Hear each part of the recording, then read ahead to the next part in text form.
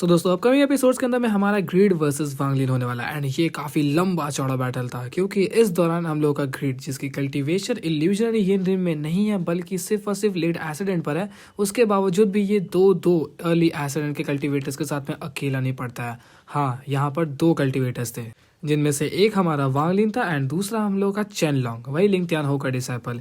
इसके अलावा इनकी बैटल के अंदर में असिस्ट करता हुआ जो यी भी था एंड ग्रिड इन तीनों के साथ में कैसे अकेला नहीं पड़ता आज की इस वीडियो में तुम्हें पता चल जाएगा। तो चलिए आज की इस वीडियो को हम लोग बिना किसी देरी के शुरू करते हैं। दोनों हम लोगों को दिखाया जाता है ग्रिड को। ग्रिड ने अपनी आंखें खोला और अपने बारे में सोचने लगता है कि किस तरीके से उसने अपनी 7 मैजिकल नीडल्स का इस्तेमाल किया इन सभी मस्कीटो बीस्ट के लीडर को वहां पे कंट्रोल करने के लिए। वो इन मस्कीटो बीस्ट से पहले भी मिल चुका है, वो कब थोड़ी देर में तुम्हें पता चल जाएगा। लेकिन इस दौरान इसका प्लान था कि ये जो मस्कीटो बीस्ट इकट्ठा एक साथ में लड़ते हैं, इनकी पावर्स ऑलमोस्ट इतनी ज्यादा है कि वो ग्रिड को तो हरा ही सकते हैं, लेकिन इसके साथ इनके पास में वो कैपेबिलिटी है कि ये लोग लिंग तियानो के साथ में भी दो दो हाथ कर ले। जिस वजह से ग्रिड का कुछ और ही प्लान था कि वो लिंग तियानो के साथ में इन्हें लड़ाएगा। इसी दौरान यहाँ पे ग्रिड एक बात के बारे में सोचता है, वो कहता है कि लिंग तियानो के सभी डिसाइपल्स एक नंबर के कबाड़ है, सिर्फ इस चेन लॉन्ग को छोड़ के। जब से मैं इस जगह पर आया हूँ डिमोनिक स्पिरिट लैंड के अंदर में, मुझे ये बात अच्छी तरीके से पता चल चुका है कि वो जो टोकन है वो इसी पर्पल मिस्ट के अंदर में है, जिसके ऊपर में लिंग तियानो और ऑल सीर की नजरें पड़ी हुई है। यहाँ तक कि इस टोकन को थोड़ा सा अचीव कर पाना थोड़ी सी मुश्किल होती है। मेरे ऑब्जर्वेशंस के अकॉर्डिंग ऐसा लगता है कि इसके लिए किसी तरीके की सेक्रीफाइसेस को देना पड़ेगा। एंड इस दौरान ग्रीड जो था वो कुछ डिसाइपल्स की तरफ एक तिरछी हफ्सी नजरों से देखता है और देखते हुए फिर से बोलता है कि मुझे बस एक ही बात की चिंता है कि इन सभी मेरा मतलब नमूनों के बॉडी के अंदर में वो स्वॉर्ड एनर्जी है लिंग त्यानो की, वरना अगर वो यहाँ पर नहीं होता तो मैं इन सभी को हरा कर कैप्चर कर लिया होता और मौका मिलते इन सभी की बलि भी चढ़ा देता उस टोकन को पाने के लिए। जैसे ही वालिन वहाँ पे पहुँचता है तो सभी के सभी जो नज़रें थी वो सीधा वालिन को देखने लगती है एंड उन्हीं में से जो 5 डिसाइपल्स थे, एक ने वालिन को पहचान लिया और वो कहता है, यो वांगलिन तुम यहाँ कैसे आ गए। इसी दौरान यहाँ पे एक किलिंग इंटेंट उसके नज़रों के अंदर में आ चुकी थी, जिसके साथ ही बाकी के जो डिसाइपल्स थे उनके भी नज़रों के अंदर में, क्योंकि हेवनली फेथ सेट और दालवो स्वॉर्ड सेट के बीच में उतनी कुछ खास बनती नहीं है। मतलब ये लोग का भाईचारा नहीं, दुश्मन चाह रहा है। वालिन के वहाँ पे बिल्कुल काम, कुछ खास फर्क नहीं पड़ता इन लोगों को, जो करना करे। बस उसने एक झलक ग्रीड को देखा और वो वापस से अपनी नज़रें फेर लेता है। ग्रीड के वहाँ पे एक्सप्रेशन ज़्यादा चेंज नहीं होते, उसने बस वालिन को एक मोमेंट के लिए देखा एंड फिर से वो अपनी आंखों को बंद कर लिया। मतलब निगाहों में ये लोग कुछ और ही करने का ट्राई कर रहे हैं क्या। इसी दौरान यहाँ पे चेन लॉन्ग, जो कि उस 5 डिसाइपल्स में सबसे ज़्यादा सीनियर था, जिसकी कल्टिवेशन हमें वालिन की जितने देखने को मिलती है, उसने यहाँ पर फाइनली बोला। उसने बताया कि मेरा नाम चेन लॉन्ग है, क्या तुम हेवनली फेट सेट के पर्पल डिवीजन के वांगलिन हो। वालिन के एक्सप्रेशन यहाँ पे नॉर्मली थे और उसने चोंग लॉन्ग की तरफ में देखकर ज़्यादा कुछ नहीं बोला, बल्कि बस चुपचाप वहाँ पे खड़ा रहता है। वालिन ने इस बात का रिप्लाई यहाँ पर इसलिए नहीं दिया क्योंकि तुम्हें पता बहुत ज़्यादा स्मार्ट है हम लोग का भाई। यहाँ पर वो बस सोच रहा था कि ये सभी के सभी जो डिसाइपल्स हैं वो इस पर्पल मिस्ट के अंदर में एक्चुअली में फंसे हुए हैं या फिर वो लोग यहाँ पे रेस्ट कर रहे हैं। मतलब होता है ना कि अपना 100 सालों से वहाँ पे जमावड़ा लगा के रखे कि हम लोग टोकन को अचीव करेंगे, इस तरीके के बारे में। तो इस चीज़ को कंफर्म करने के लिए यहाँ पर वालिन कुछ बोलता नहीं है। इस सिचुएशन के बाद यहाँ पे ग्रीड फाइनली बोलता है। ग्रीड ने ऑलरेडी जब वालिन को यहाँ पर आते हुए देखा तो उसने 3 बार अपने स्पेल्स को एडजस्ट किया था, क्योंकि वो वालिन के ऊपर में शायद से हमला करके उसे पकड़ना चाहता था या फिर मारना चाहता था। लेकिन जब वो इसके ऊपर हमला करने के बारे में सोचता, बस सोचता, तभी वो मिस्टीरियस पावर इसके ऊपर में अपनी डिवाइन सेंस को रिलीज कर देती, जिससे ग्रीड समझ जाता था कि वो वालिन के ऊपर में हमला नहीं कर सकता। इस पेशेंस के टूटने की वजह से यहाँ पे ग्रीड ने फाइनली वालिन से पूछा कि लिटिल फ्रेंड, तुम्हारा वो दोस्त बाहर की तरफ में क्यों नहीं आया। इस बात को सुनकर यहाँ पे वालिन बस एक ही चीज़ को रिप्लाई करता है कि वो थोड़ा ज़्यादा एरोगेंट है और वो नहीं चाहता दोस्तों के साथ में उतना घुलना मिलना, जिस वजह से वो नहीं आया। इसके साथ ही वालिन ने ये भी पूछा क्या सीन या दाल वो स्वॉर्ड सेट से है। तो इस चीज़ के बारे में वहाँ पे ग्रीड नहीं बल्कि चेंग लॉन्ग रिप्लाई करता है कि ये एक्चुअली में हमारे दाल वो स्वॉर्ड सेट से तो नहीं है, लेकिन ये कुछ ऐसे कल्टिवेटर है जो कि हमारे मास्टर के जनरेशन से बिलोंग करते हैं। इसके बाद ही यहाँ पर चेंग लॉन्ग ग्रीड की तरफ में देखते हुए बोलता है कि अगर यहाँ पे फेलो कल्टिवेटर वांग एंड उनके दोस्त यहाँ पर आ चुके हैं तो क्यों ना हम सभी एक साथ में इकट्ठा मिलकर इस पर्पल मिस्ट से बाहर जाने का ट्राई करें। इस दौरान चेंग लॉन्ग के एक्सप्रेशन थोड़े से अलग थे, क्योंकि ग्रीड ने इससे पहले भी कई बार इन लोगों को मना कर दिया था इस पर्पल मिस्ट से बाहर जाने के लिए, जिस वजह से चेन लॉन्ग को लगता है कि वो शायद से फिर से मना कर देगा। लेकिन ग्रीड ने यहाँ पर सिंपली बोला कि मुझे पता है चेन लॉन्ग कि तुम बार बार यही सोच रहे हो कि मैं फिर से मना कर दूंगा, लेकिन इस बार मैं मना नहीं करने वाला। इन बातों को सुनकर चेंगलोंग ने यहाँ पर बोला कि मैं कुछ ज़्यादा वरीड नहीं हूँ, बस मैं चाहता हूँ कि मैं यहाँ पे 100 सालों से फंसा हुआ, तो क्यों ना हम लोग एक बार और ट्राई करें। इस बात को सुनकर वहाँ पे ग्रिड बोलता है ठीक है चलो चलते हैं, एंड वो उठ के वहाँ से जाने लगता है। इसी बीच यहाँ पे चेंगलोंग ने वालिन को डिमोनिक बीस्ट के बारे में बता दिया था, जिसे सुनकर वालिन उतना ज़्यादा चौंकता तो नहीं है, लेकिन वो अपने एक्सप्रेशंस को न्यूट्रल लगता है। इसके बाद ही वो सभी उस पर्पल मिस्ट के अंदर में आगे की तरफ बढ़ने लगे। इस दौरान तक वालिन ने खुद के जितने भी लाइफ सील्स हैं उनको एक्टिवेट कर दिया था, ताकि उसका डिफेंस यहाँ पे स्ट्रॉन्ग रहे एंड वो कभी भी अपने डिफेंस को बिल्कुल नीचे नहीं जाने देता। और ऐसा सिर्फ वांग लिन ने नहीं किया, बल्कि एक्चुअली अपने चेंगलोंग ने भी कई सारे एनर्जीज को यहाँ पे रिलीज करके खुद के आसपास में एक बैरियर को घेर किया था, एंड बाकी सभी जो दालवो स्वॉर्ड सेट के डिसाइपल्स हैं उन्होंने भी किया। लेकिन इसके बावजूद वो जो वू माँ और उसके साथ में जो कल्टिवेटर्स थे वो लोग वांग लिन के ऊपर काफ़ी तेज़ निगाहें टिका के थे कि अगर ये कुछ भी करेगा तो हम लोग लड़ लेंगे सीधा। इसी बीच ग्रिड आगे की तरफ में बढ़ने लगता है एंड वो बस सोचता है कि आखिर वांग लिन को इतना स्ट्रॉन्ग कल्टिवेटर कहाँ से मिल गया इसे सपोर्ट करने वाला। इसके बाद ही वांग लिन थोड़ा सा ट्रैवल करते हुए आगे की तरफ में जब बढ़ा, तब उसने डिवाइन सेंस को जब फैलाया, तब लिटरली वहाँ पर उससे जब इस पर्पल मिस्ट के बाहर की चीज़ें नजर आती है तो वो यहाँ पर बस हकलाया था। उसने बोला ये क्या था। एक्चुअली में वांग लिन ने जब उस डिवाइन सेंस की मदद से वहाँ के बाहर के जितने भी बीस्ट है उन सभी को ऑब्जर्व किया, तो वो वहाँ पे चौंकता है। ये चौंकना नॉर्मल था, जिस वजह से दालवो स्वॉर्ड सेट का डिसाइपल्स समझ चुके थे कि वांग लिन चौंक ही सकता है, क्योंकि वो इतने ज़्यादा एक्स्ट्राऑर्डिनरी बीस्ट है, बहुत ज़्यादा पावरफुल भी है और भारी मात्रा में, जिस वजह से वो लोग यहाँ पे सिंपली कुछ ज़्यादा रिएक्ट नहीं करते। लेकिन एक्चुअली में उन्हें ये बात तो नहीं पता थी कि वांग लिन सिर्फ चौंकता नहीं है, बल्कि उन सभी बीस्ट को पहचान भी सकता है, क्योंकि मस्कीटो बीस्ट से वो पहले भी मिल चुका था। इसी बीच यहाँ पर हम लोग के ग्रिड को दिखाया जाता है, जो कि थोड़ी देर तक ट्रैवल करते हुए उस पर्पल मिस्ट के बिल्कुल एज पर आ चुका था। एज पर आने के बाद ही उसने एक चीज़ को महसूस किया कि जो पर्पल मिस्ट है वो हल्का सा एक अलग टाइप से बिहेव कर रहा है, मतलब कभी सिकुड़ने का ट्राई कर रहा है थोड़ा थोड़ा करके। ग्रिड ने इस चीज़ को पहले ही महसूस कर लिया था, जिस वजह से जब यहाँ पे चेंगलोंग ने बोला कि हमें इसके बाहर जाना चाहिए, तो वो यहाँ पर आसानी से मान जाता है, वरना वो इतनी जल्दी बिल्कुल नहीं मानने वाला था। और ये पर्पल मिस्ट के अंदर में जो चर्निंग क्रिएट हुई वो इस दौरान सभी लोगों को महसूस होती है। पहली बार सिर्फ ग्रीड को हुआ, लेकिन इस दौरान जब एज पे पहुंच चुका था तब सब लोगों को महसूस हुई। इस चर्निंग ने यहाँ पे सभी लोगों का ध्यान अपनी तरफ में अट्रैक्ट कर लिया एंड वो समझ जाते हैं कि इसके अंदर में जरूर कुछ ना कुछ गड़बड़ है। इसके बीच हमें उस पर्पल मिस्ट के बाहर का सीन दिखाया था, जहाँ पर वांग लिन का मस्कीटो बीस्ट खड़ा था एंड उसके सामने में हजारों की तादाद में वो सभी मस्कीटो बीस्ट भी थे। यहाँ पर मस्कीटो बीस्ट हम लोग को पता है कि बहुत ज़्यादा फिरोशियस होते हैं, लेकिन वो बिल्कुल पिद्दी बन चुका था, क्योंकि तुम्हें पता है अगर कोई इंसान कई सालों से बाहर रहे एंड जब वो फाइनली अपने फैमिली के पास में आता है वो हल्का इमोशनल हो जाता है एंड उसके वो एरोगेंस फिरोशियस जो होती है वो सभी तरीके से कम हो जाती है, जिस वजह से यहाँ पे मस्कीटो बीस्ट के भी साथ में था। तभी उस ग्रुप के अंदर से कुछ मस्कीटो बीस्ट बाहर आते हैं एंड उसने इनके आसपास में चक्कर लगाया। चक्कर लगाने के बाद कई बार इसे पोक भी करते हैं एंड वो वापस उसी ट्राइब के अंदर में जाने लगे, जिस बीच उन्होंने एक बार पीछे की तरफ में मुड़ा एंड वांग लिन के मस्कीटो के बीस्ट की तरफ में थोड़ा सा चिल्लाया, जिसके बाद हमें इतना तो समझ आ गया कि वो शायद से उन्हें अंदर बुला रहा है। जिसके बाद वांग लिन का मस्कीटो बीस्ट भी उन्हीं के साथ अंदर चला आता है। पर्पल मिस्ट के अंदर की ये जो चर्निंग थी उस चीज़ को जब ग्रीड ने यहाँ पे महसूस किया, तब वो अपने बैग ऑफ होल्डिंग्स के अंदर से एक फर्नेस को निकालता है। फर्नेस के अंदर से वहाँ पे पर्पल लाइट या फिर ग्लो टाइप का फॉग वहाँ पे बाहर आया, जिसने यहाँ पे ग्रीड को पूरी तरीके से कवर कर लिया। कवर करने के बाद ग्रीड उस एज से बाहर आ गया, मतलब पर्पल मिस्ट से बिल्कुल बाहर आ चुका था। इसी दौरान यहाँ पे वो जो चर्निंग थी, इस वजह से दालवो स्वॉर्ड सेट के डिसाइपल्स बहुत ज़्यादा इम्पेशेंट हो चुके थे और वो जल्द से जल्द इस पर्पल मिस्ट से बाहर जाना चाहते थे। लेकिन इसी दौरान यहाँ पर ग्रीड ने अपना एक सिग्नल भेज दिया था उस मस्कीटो बीस्ट के लीडर के पास में, जिस वजह से वो सभी मस्कीटो बीस्ट काफ़ी तेज़ी से चिल्लाने लगते हैं।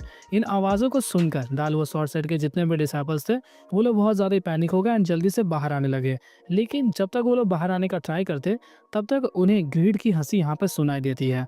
इसी दौरान यहाँ पे वो अच्छी तरीके से समझ चुके थे कि ग्रीड का कुछ और ही प्लान चल रहा है, जिसके बाद वो सभी लोग वहीं पर रुक गए। ग्रीड इसके बाद ही यहाँ पर बोलता है कि मैं यहाँ पे 100 सालों से वेट कर रहा था इस पर्पल मिस्ट के अंदर में कि ये वापस से इकट्ठा एक हो जाए, जिसके बाद मैं तुम सभी की बलि चढ़ा सकूंगा खुद की इच्छा को पूरा करने के लिए।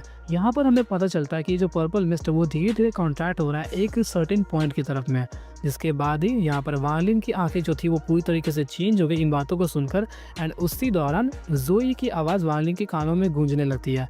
जोई ने यहाँ पर बताया कि वांग लिन यहाँ पर सेलेस्टियल स्पिरिचुअल एनर्जी है इस पर्पल मिस्ट के एज के दौरान में, जो कि सभी को अपनी तरफ में खींच सकती है एंड कई सारे कल्टिवेटर्स को अपने अंदर में ट्रैप भी कर लेगी, जिनके पास में भी सेलेस्टियल रूट नहीं होगा। अगर उनके पास में सेलेस्टियल रूट नहीं है तो वो यहाँ से जा भी नहीं सकते हैं। लेकिन ये जो सेलेस्टियल एनर्जी है इसका असर मेरे ऊपर में नहीं होगा, तो मैं अपनी मदद से तुम्हें आसानी से यहाँ पर निकाल सकता हूँ। जोई की इन बातों को सुनकर वालिन यहाँ पे दालुआ सॉर्सर के डिसाइपल्स की तरफ में देखता है एंड उसने डिसीजन को लेकर यहाँ पर बताया कि मैं इतनी जल्दी इस पर्पल मिस्ट से बाहर नहीं जाने वाला। ये जो पर्पल मिस्ट था वो इतनी तेजी से यहाँ पे कॉन्ट्रैक्ट होने लगा कि इस वजह से कई सारे कोरोसिव प्रॉपर्टीज वहाँ पे अपने आप ही उत्पन्न होने लगी, जिस वजह से वहाँ पे जितने भी दालुआ सॉर्सर के डिसाइपल्स थे वो चाहे कितनी ही कोशिश क्यों ना कर ले वो इस पर्पल मिस्ट से बाहर जा ही नहीं पा रहे थे। इनफैक्ट उनको काफी ज्यादा यहाँ पे हार्म भी हो रहा था। उनमें से एक कल्टीवेटर ने यहाँ पर लिंग त्यान हो कि उस स्वॉर्ड एनर्जी को भी यूज करने का ट्राई किया ताकि उसकी मदद से कहीं ये इस पर्पल मिस्ट से बाहर निकल पाए, लेकिन स्टिल वो इस चीज में फेल हो जाता है। जिस बीच यहाँ पे चेन लॉन्ग जो कि उनका लीडर था उसने यहाँ पे वाली को देखकर बोला कि हम अभी फिलहाल एक ही क्राइसिस में फंसे हुए हैं, तो क्यों ना आप अपने उस बड़े से फ्रेंड का हेल्प लो हम सभी लोगों को यहाँ से बाहर निकालने के लिए। जिसके साथ ही यहाँ पर एक और आवाज़ हम लोग को सुनाई देती है जो कि ग्रीड का था।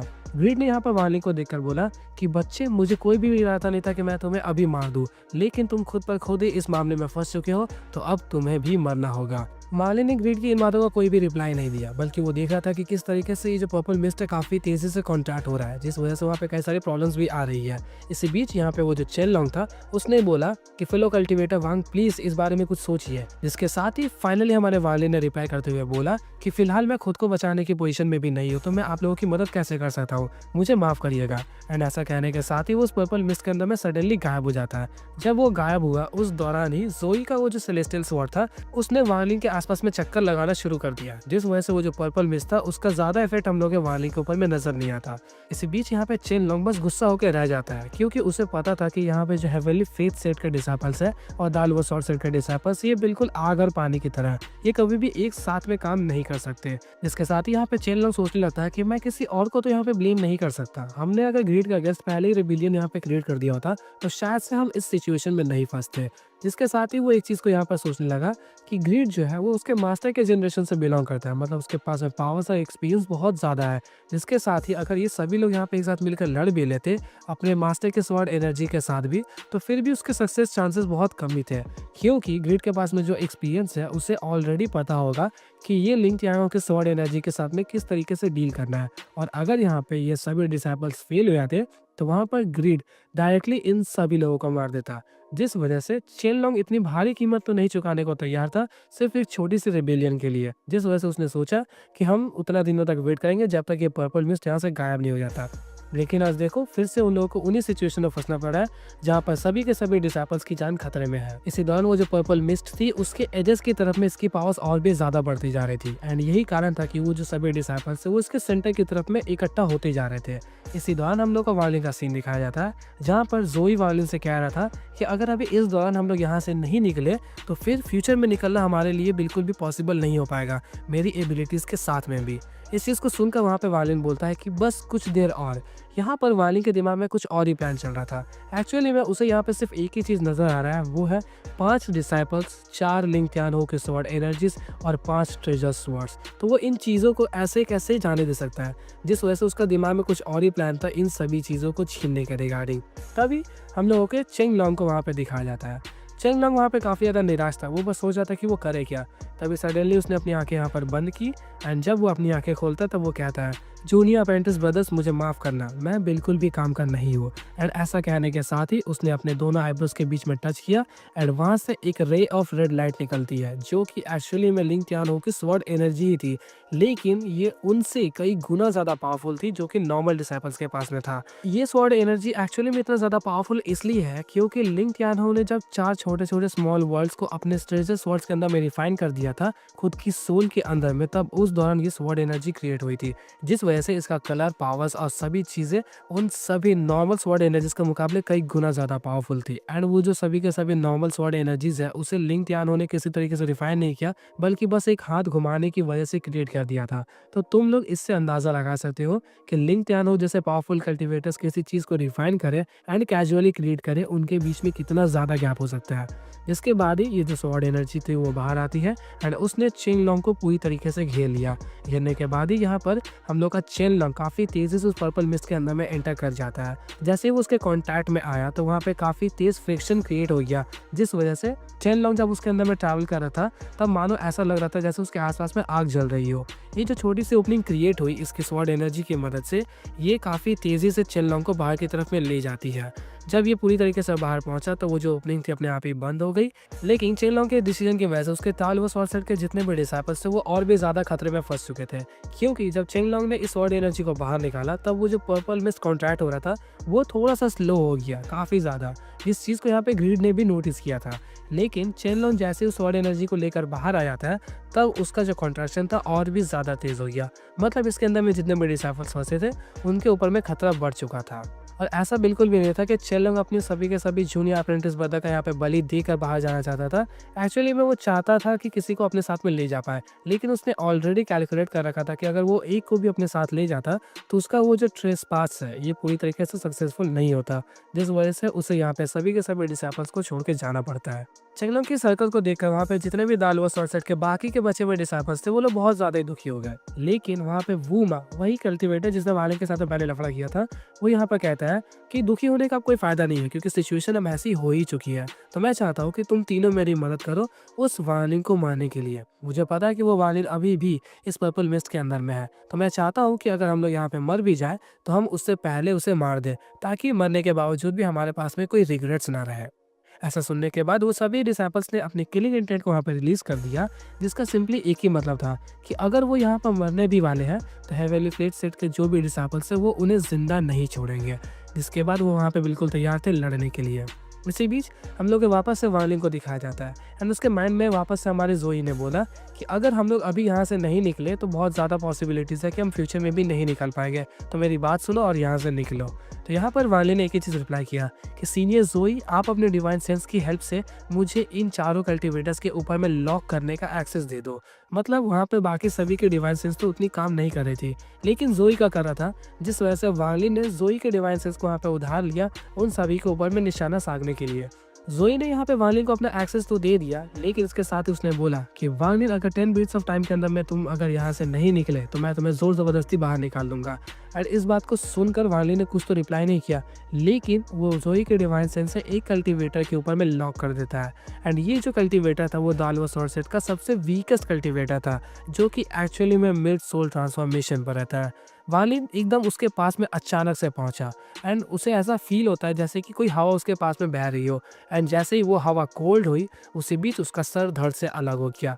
वालिन के हाथ में उसका सर था एंड वालिन वहाँ पे उस सिर को अपने बैग ऑफ होल्डिंग्स के अंदर में रख देता है। मतलब उसके पास में टाइम ही नहीं था उस चीज़ को इंस्पेक्ट करने का। जिसके बाद वो सीधा बढ़ जाता है दूसरे टारगेट की तरफ में। एंड ये जो दूसरा टारगेट था उसका नाम था सी शी अपने सभी के सभी स्वॉर्ड्स को वहाँ पे कंट्रोल करके रहा, लेकिन वो बहुत ज़्यादा फ्रस्ट्रेटेड और दुखी भी था वहाँ पर। तुम्हें पता है 100 सालों से फंसे रहना एंड इस तरीके से धोखे के बाद में क्या फील होता है, बिल्कुल वैसा ही सिचुएशन था। उसी बीच उसके 7 फीट दूरी पर उसे पर्पल मिस्ट के अंदर में कुछ नज़र आता है, लेकिन 7 फीट दूरी तक ही वो देख पा रहा था क्योंकि उसकी जो डिवाइन सेंस थी उसके अंदर में कुछ ज़्यादा खास नज़र नहीं आ रही थी। और वालिन यहाँ पे सभी कल्टिवेटर्स को इतनी आसानी से इसलिए मार पा रहा है क्योंकि इनकी डिवाइन सेंस उसके अंदर में ज़्यादा काम नहीं कर रही है। कुछ लोगों को तो एकदम सामने का भी चीज़ पता नहीं चल रहा है। मतलब मान के चलो कि वालिन जिन भी कल्टिवेटर्स को यहाँ पर मार रहा है या तो वो अंधे हो चुके हैं या तो वो बहरे, मतलब कुछ भी आसपास की चीज़ें उन्हें पता ही नहीं चल रही। इसी बीच यहाँ पे वालिन जो कि सी की तरफ में बढ़ रहा था वो वहाँ पे थोड़ी सी एक्टिवेशन वहाँ पे कर पाता है क्योंकि उसको 7 फुट के आसपास में नजर आ रहा था। इसी बीच उसे सडनली वहाँ पे कुछ फील हुआ कि उसके आसपास में कुछ है एंड वो वहाँ पे बोलता है कौन है। तभी उसके गले के ऊपर में एक हाथ पड़ा एंड उसकी जो ऑरिजिन सोल थी वो वहीं पे कोलैप्स हो गई, जिसके साथ वो वहाँ पे काफ़ी तेज़ चीखे मारते हुए मर जाता है। लिंग टियानो की जो स्वॉर्ड एनर्जी थी वो उसकी बॉडी के साथ ही कोलैप्स हो गई, जिस वजह से वालिन को उसका स्वॉर्ड एनर्जी नहीं मिल पाया। इसके बाद ही वालिन बढ़ता है अपने नेक्स्ट टारगेट की तरफ में। हमें दिखाया जाता है वूमा को, जो कि वहाँ पे थोड़ा सा ज़्यादा एक्सेस ले पा रहा था अपने डिवाइन सेंस की मदद से क्योंकि थोड़ी सी ज़्यादा पावरफुल भी थी। तभी सडनली उसके सामने में कोई कल्टीवेटर अपीयर होता है एंड वो सीधा अपने लिंग टियानो की स्वॉर्ड एनर्जी को लेकर रेडी था उसके ऊपर में हमला करने के लिए।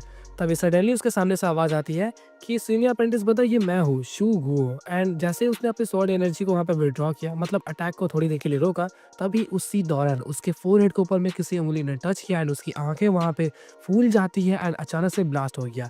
यहाँ पर वूमा चाहता था कि वो लिंग टियानो की स्वॉर्ड एनर्जी को इस्तेमाल करे जैसे ही वो 4 फिंगर उसके सर के साथ में कॉन्टैक्ट में आई, लेकिन तब तक बहुत लेट हो चुका था।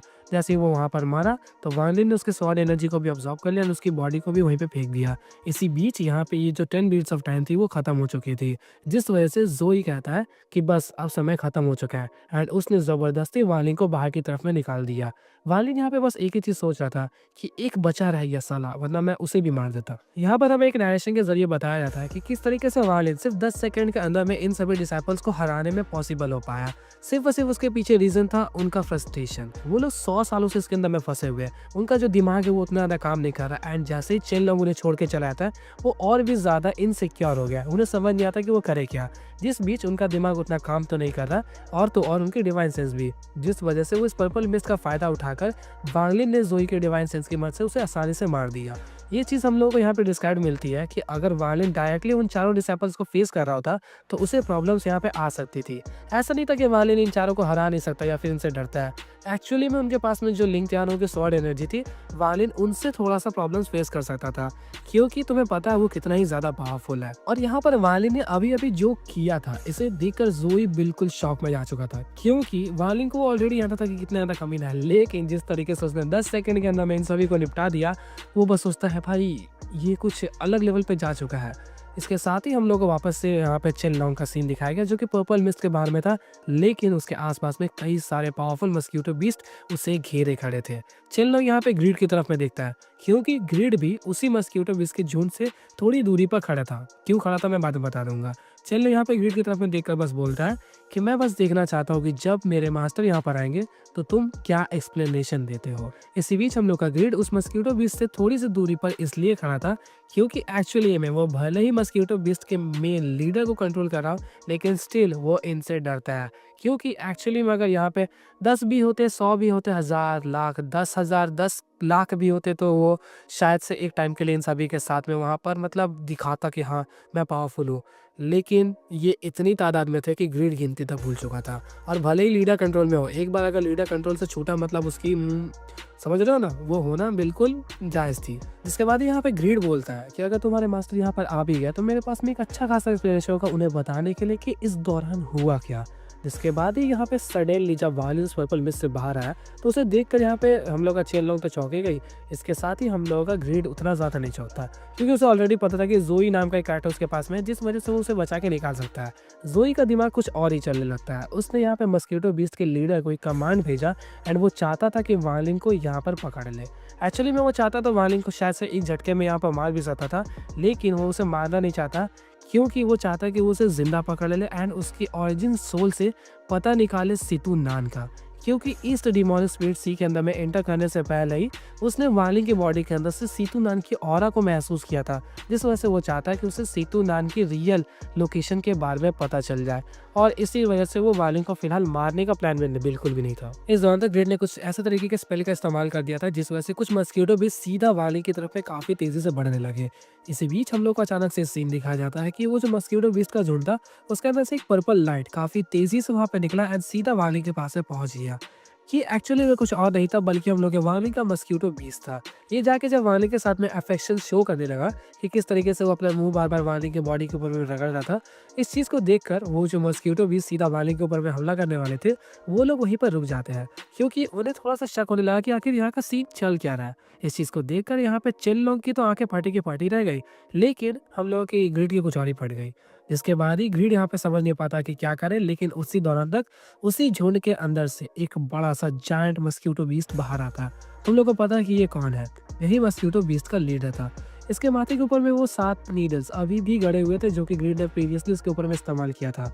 ये जो मस्क्यूटो बीस्ट था इसकी करंट की कंडीशन को देखकर एक चीज़ तो क्लियरली समझ आता है कि ये फिलहाल ग्रीड के कंट्रोल में पूरी तरीके से नहीं था। उसकी आंखों में एक स्ट्रगल नजर आता है कि वो ग्रीड के कंट्रोल में भी है और कुछ हद तक खुद के कंट्रोल में भी आने का ट्राई कर रहा है।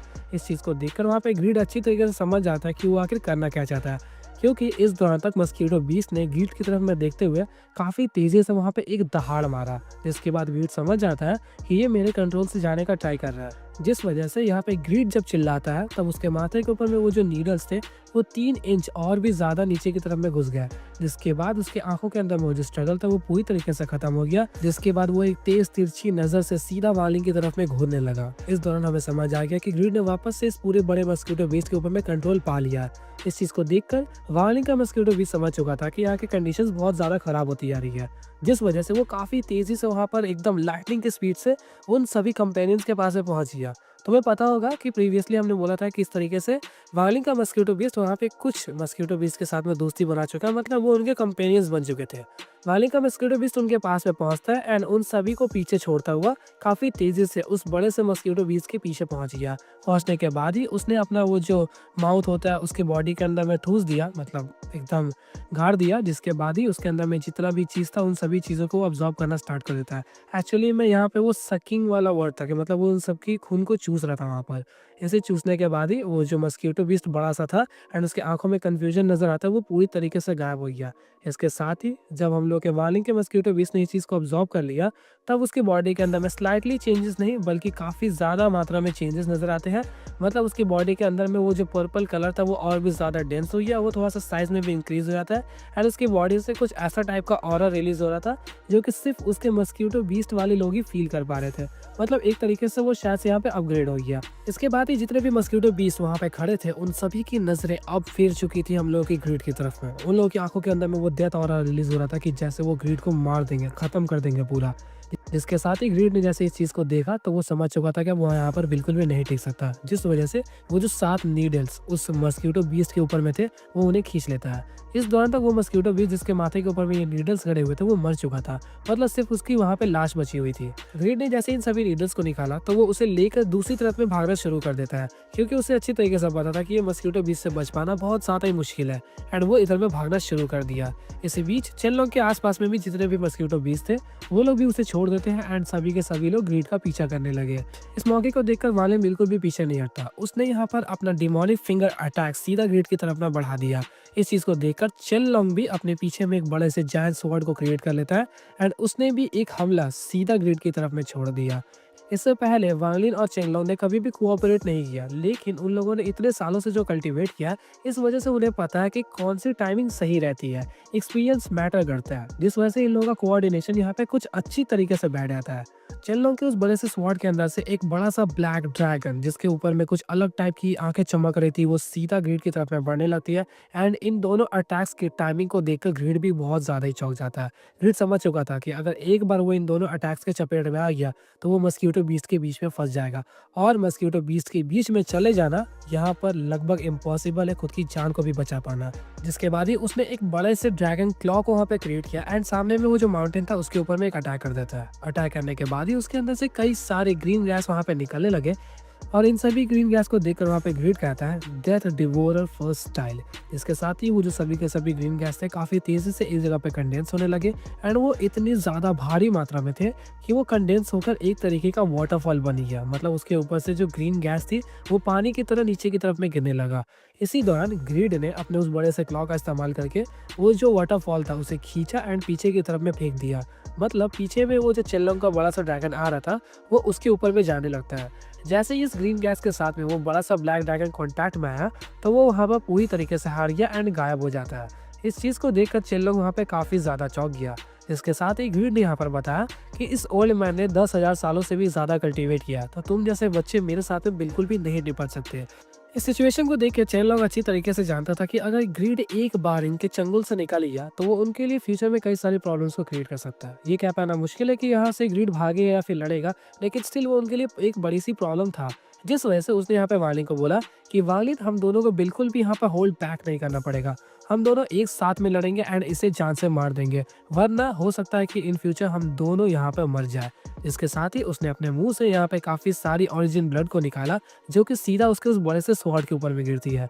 इसके साथ ही वो जो बड़ा सा स्वॉर्ड था उसके ऊपर में कई सारे क्रैक्स अपीयर होने लगे एंड ऊपर का एक लेयर हट जाता है। जैसे तुम लोगों ने सांप की केचुली वगैरह को हटते हुए देखा होगा, सेम इसी तरीके से इसके स्वॉर्ड के ऊपर से भी हटा। वो जो मेटल के पीसेस नीचे की तरफ में गिरने लगते हैं उसके अंदर में काफ़ी भारी मात्रा में ब्लड लस्ट था, जिसके साथ ही वो सभी मेटल के पीसेस कंडेंस होकर किसी तरीके का फॉग बने एंड वापस से एक बड़े से ड्रैगन का फॉर्म ले लेता है। एंड ये जो ड्रैगन था वो पिछले वाले ड्रैगन से कई गुना ज़्यादा ताकतवर था। इसके साथ ही वो जो ग्रीन वाटरफॉल की पावर्स थी, जो कि हम लोगों के ब्लैक ड्रैगन को हराने के बाद पीछे की तरफ हटी, तो वो डिमोनिक फिंगर के साथ में टकराकर पूरी तरीके से न्यूट्रलाइज हो गई। जिस वजह से वांगली ने जब चिंगलोंग की इन बातों को सुना तो वो भी अपनी स्लॉटर एनर्जी को यहाँ पे यूज़ करना शुरू कर दिया। उसके फोरहेड के अंदर से कई सारी स्लॉटर एनर्जीज वहाँ पे निकल जाती है एंड ये सभी 1 मिलियन स्लॉटर आर्ट कंडेंस होना स्टार्ट हो गई। 1 मिलियन से वो 10,000 पर आया, फिर 1000 से लेके 100 पर आया, 100 से लेके ऐसे करते हुए वो सीधा एक ही स्लॉटर एनर्जी बन जाती है। वांगली ने उन सभी स्लॉटर एनर्जीज को अपने फिंगर के ऊपर में कंडेंस किया एंड काफ़ी तेज़ी से वो हमला बोल देता है। ये जो दोनों पावरफुल अटैक्स थे सीधा ग्रिड की तरफ में बढ़ने लगे, लेकिन वांगली ने जो भी स्लॉटर एनर्जी यहाँ पे यूज़ किया उसमें से एक स्लॉटर आर्ट को वो अपने ओरिजिन सोल के अंदर में छुपा के रखता है, क्योंकि तुम लोगों को ये बात पता है कि स्लॉटर एनर्जीज को वो जितना ज़्यादा यूज़ करेगा और अगर कोई उसे डिस्ट्रॉय कर देता है पूरी तरीके से, मतलब मान लो 100 के 100 है और उन 100 को किसी ने डिस्ट्रॉय कर दिया तो वांगलिंग को फिर से रिक्रिएट करना पड़ता है। लेकिन अगर उन 100 में से एक भी वहाँ पर बच जाए तो वांगलिंग को फिर से उन्हें क्रिएट करने में कोई प्रॉब्लम नहीं होती।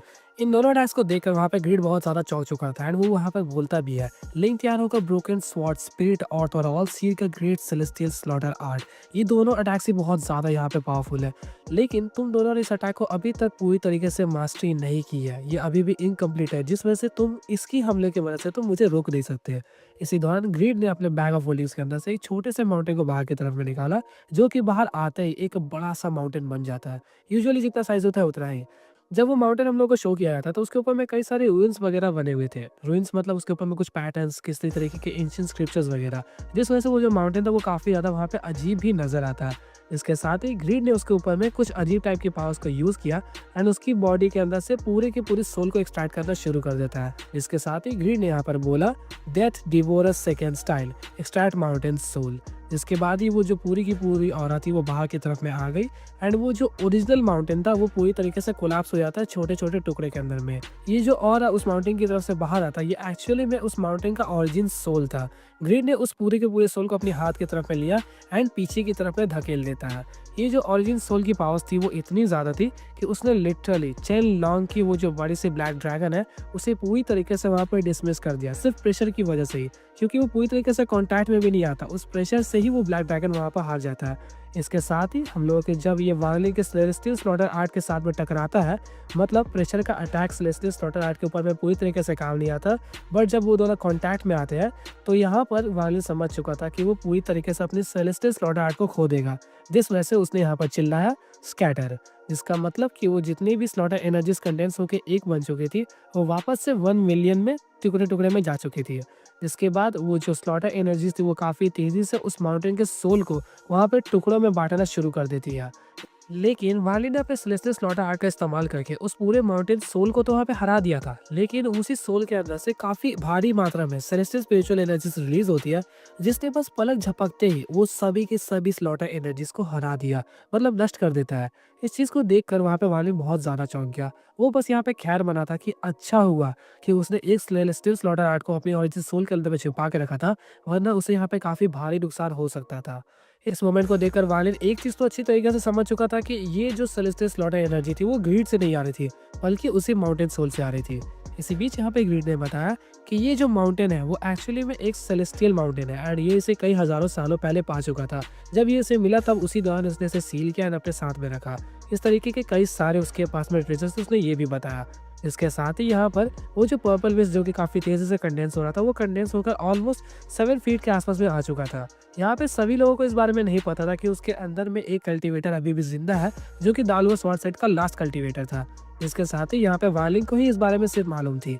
रीड ने जब देखा कि वो कंडेंस हो रहा है तब उसके अंदर में उसे फील होने लगता है कि वो जो गोल्डन टोकन है धीरे धीरे क्रिएट होने लगा है। ग्रीड ने अभी उस माउंटेन सोल का यूज़ करके मस्क्यूटो बीस्ट का जो सीज उसके ऊपर में आने वाला था वो उससे खुद को बचा तो लेता है, लेकिन इस टोकन के लालच में जब उसने देखा कि फाइनली वो पूरी तरीके से कंडेंस होके वो वापस से क्रिएट हो चुका है, तब वो उसकी तरफ में बढ़ने लगा। इस चीज़ को देखकर वहाँ पे सभी मस्क्यूटो बीस्ट काफ़ी तेज़ी से दहाड़ मारकर ग्रीड की तरफ में भी बढ़ने लगते हैं, लेकिन ग्रीड ऑलरेडी उससे काफ़ी ज़्यादा दूर था, जिस वजह से मस्क्यूटो बीस्ट को वहाँ पर पहुँचने में थोड़ा टाइम लग रहा था। उनकी स्पीड काफ़ी ज़्यादा थी भी। लेकिन इसी दौरान वार्लिंग का जो मस्कीटो बीस था उसने भी यहाँ पे काफी तेज दहाड़ मारी, जिसके बाद सभी के सभी मस्कीटो बीस के पास में एक तरीके का मैसेज पहुंच जाता है। एंड उन लोगों ने भी वहाँ पे काफी तेजी से चिल्लाया, जिसके बाद उनकी बॉडी वहाँ पे पूरी तरीके से कोलैप्स हो गई। मतलब उनका खून और मांसपेशियां पूरी तरीके से अलग हो जाता है एंड वो लोग वहीं पर एकदम धूल बन गए। इस चीज को देखकर वहाँ पे सब लोग तो काफी ज्यादा चौंक रहे थे, मैं तो खुद ही चौंक गया था। लेकिन थोड़ी देर बाद ही हमें पता चला कि वो जो मिस्ट है वो वहाँ पे कोलैप्स तो हो गई, लेकिन सडनली वो ग्रिड के पास में फिर से कंडेंस होकर एक मस्कीटो बीस्ट को क्रिएट कर दे रहा है। जिसका मतलब सभी के सभी मस्कीटो बीस्ट ने इस तरीके के टेलीपोर्टेशन को यूज किया, जिसने ग्रिड को यहाँ पे पूरी तरीके से घेर लिया था। जब वहाँ पर वो टोकन पूरी तरीके से क्रिएट हो चुका था, तब यहाँ पर हम लोगों के चेनलोंग और वांगलिंग की नजर उस तरफ पे पड़ती है। चेनलोंग समझ चुका था कि उसे ये पाना ही होगा, जिस वजह से वो काफी तेजी से उस तरफ में जाना शुरू कर दिया। इसके साथ ही वो वहाँ पे टेलीपोर्टेशन को इसलिए नहीं यूज करता क्योंकि ये जो एग्जिट के पास में प्रेशर वहाँ पे क्रिएट हो रहा है। अगर कोई भी कल्टीवेटर टेलीपोर्टेशन को यूज करता है तो वो किसी वर्ड में जाके फंस जाएगा और फिर उनके लिए निकल पाना ऑलमोस्ट नेक्स्ट टू इम्पॉसिबल होगा, जिस वजह से वो लोग टेलीपोर्टेशन यूज नहीं कर रहे थे एंड वहाँ पे ट्रैवल कर रहे थे। इसी बीच वार्लिन यहाँ पे इस चीज को देखकर समझ जाता है कि चेनलोंग क्या करना चाहता है, जिस वजह से उसने काफी तेजी से सेलेस्टियल स्पिरिचुअल एनर्जीज को कंडेंस करना शुरू कर दिया एंड वो एक ऐसा हमला करने वाला था जिसका नाम था स्टॉप स्पेल। वार्लिन जब इस अटैक को वहाँ पर यूज करने वाला था, उसी बीच वहाँ पर एक काफी तेज दहाड़ की आवाज आती है मस्कीटो बीस्ट के झुंड के बीच से एंड वो यहाँ पर कहता है, तुम जूनियर्स की इतनी हिम्मत। तुम लोग ऑलमोस्ट इस आवाज को गेस कर ही सकते हो। आई होप कि तुम लोगों को समझ आ रहा हो कि मैं किस बारे में बात कर रहा हूँ। तो आज की इस वीडियो को हम लोग इसी के साथ यहीं पर एंड करते हैं। आई होप कि आप लोगों को वीडियो अच्छी लगेगी, और अच्छी लगी तो लाइक मारो। अगर इस वीडियो को मैं 5 लाख के टारगेट को पूरा कर देता हूँ तो मैं नेक्स्ट वीडियो को जल्द से जल्द अपलोड कर दूंगा। मिलता है आपसे नेक्स्ट वीडियो में, तब तक के लिए गुड बाय।